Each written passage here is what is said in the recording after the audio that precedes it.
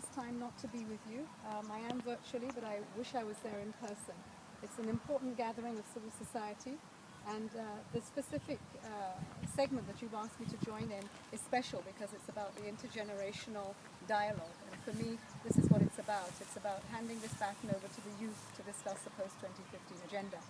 However, before I start, let me thank the organisers for giving the opportunity in my new role to come and say a few words. The most important thing about this today is that the legitimacy of the post-2015 agenda has to be seen in finishing the last mile. I've spent the best part of the last 10 years of my life addressing EFA, the education goals, and more specifically the MDGs at local level.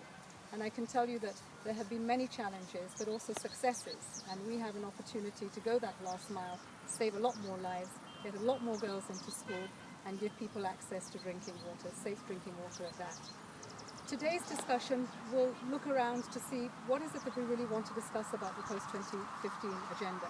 And I can see you talk about a new social contract, and that new social contract really needs to be discussed in an environment that differs from the north to the south and the east to the west, the new challenges of a new dawn, and with a huge cohort of youth that are going to be doing the heavy lifting of the post-2015 agenda. If we look back across our shoulders, it's not long ago that we started with the MDGs, and there was a lot of enthusiasm. This was the millennium. Things were going to happen. We were going to change the world, and it's not been a bad journey. Full of frustrations. There are shortcomings on the MDGs. We didn't think that they were ambitious enough. We thought they minimalized many of our agendas, but it did bring us together. It was the fulcrum in which development began to be spoken about. It was investments moving to putting people at the center. It did, however, miss the agenda on the environment. And I think now we have a huge opportunity. Finish the last mile, get many of those goals and those targets adhered to, pull through what we haven't, and be more ambitious in the next set. The successor framework is extraordinarily important to us today. It also gives us an opportunity we've not had, which is a process to define that. To define that, and what does civil society have to do with that? A big role.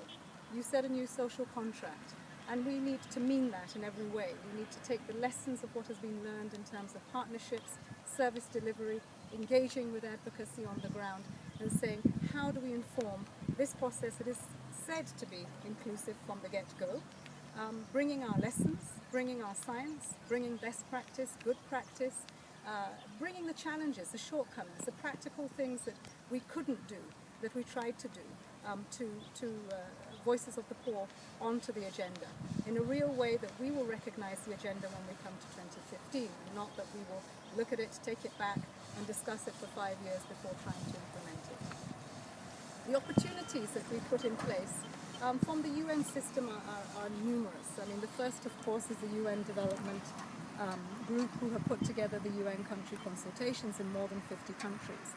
This process alone you need to engage with to ensure that you have the right tools that can be adapted at the local level, so that what we go out there in terms of trying to hear the voices and articulate them really are those voices that we get on health, on education, on the environment, making that balance between people and planet really matter.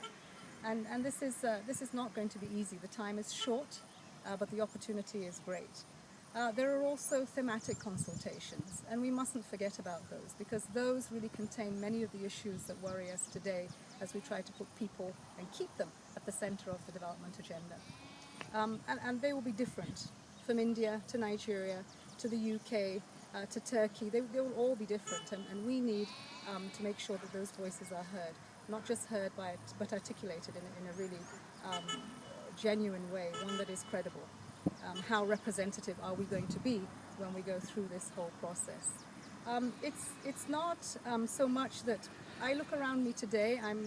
Fortunately I'm at home for a couple of days and rushing back to New York to try to do what is a huge mandate, lots of expectations, one that I'm very excited about but humbled by, because again, as I say, this is going to be about teamwork. It's going to be about bringing everybody on board.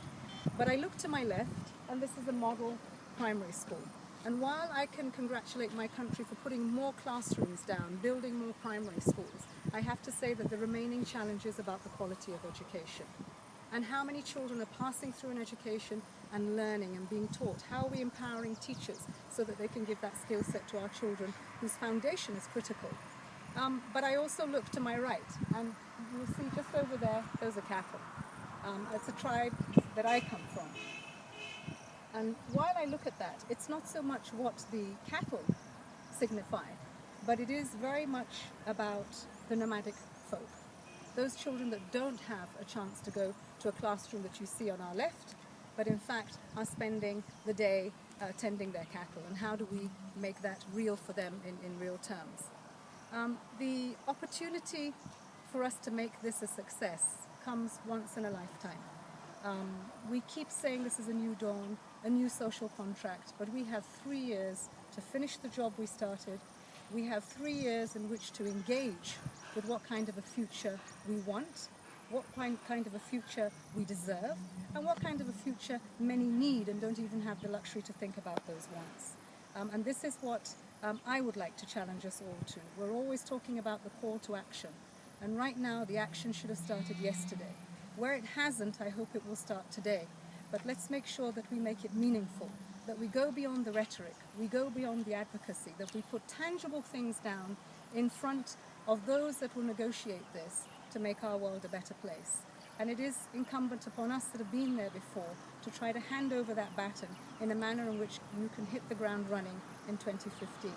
I really am sorry that I haven't been able to make this meeting, and I hope that it will provide me many more opportunities, first of all to hear the feedback from this conference, but also to engage with you through the next 12 to 9 months and in the couple of years thereafter in making our world one that we want. Thank you.